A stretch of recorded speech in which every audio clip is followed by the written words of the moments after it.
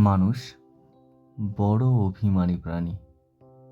সে চায় তার মন খারাপ হলে প্রিয় মানুষটা না বললেও সে বুঝে ফেলুক।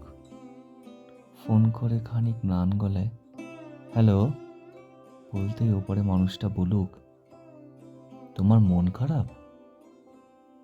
তার এলোমেলো চুল খানিকটা লাল চোখ থেকে বলুক, তোমার ঘুম হয়নি রাতে? দুঃস্বপ্ন দেখেছো? টেনশন করছো কিছু নিয়ে? সে চায় মানুষটা বুঝুক কখন শক্ত করে বুকের সাথে চেপে ধরতে হয়, চোখের সামনে আলতো করে হাত ছুঁয়ে বন্ধ করে দিতে হয় চোখের পাতা। সে চায় মানুষটা বুঝুক কখন হাতের মুঠোয় হাত রাখতে হয়, ফিসফিসিয়ে বলতে হয় আমি তো আছি। তবে মন খারাপ কেন? সে চায় মাঝ রাত্রিরে সে টের পাক পাশের মানুষটা তার মাথার নিচে সরে যাওয়া বালিশটা ঠিক করে দিচ্ছে। শেষ রাতে যখন খানিক হিম নামে তখন জড়িয়ে দিচ্ছে ওম চাদরে।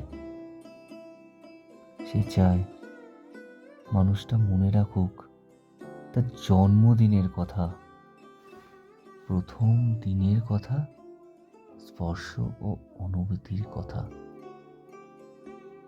সে চায় তাকে ছুঁয়ে দেখতে গিয়ে কেউ মিথ্যে মিথ্যে অজুহাত বানাক, কেউ কপাল ছুঁয়ে বলুক দেখি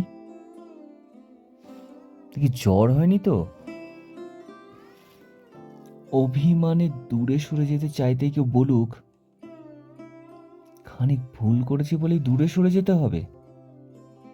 তবে এই যে এত ভালোবাসি তাতে আরো কাছে আসা যায় না?